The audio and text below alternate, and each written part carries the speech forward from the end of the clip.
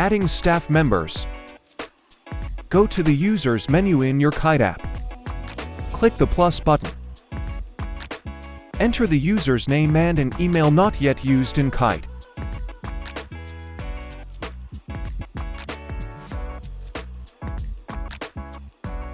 Click Next. Define the user's permissions on the account.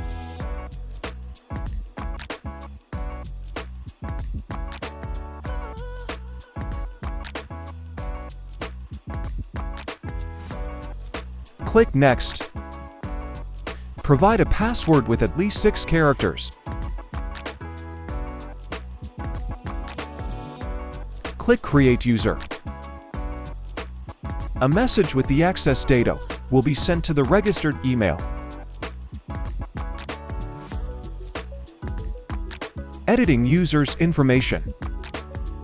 Access the Users menu in your Kyte app. Select the user you wish to make changes to.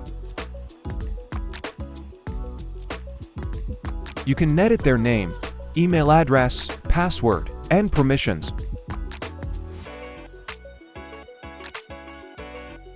Make the necessary changes and click Save to update the account information.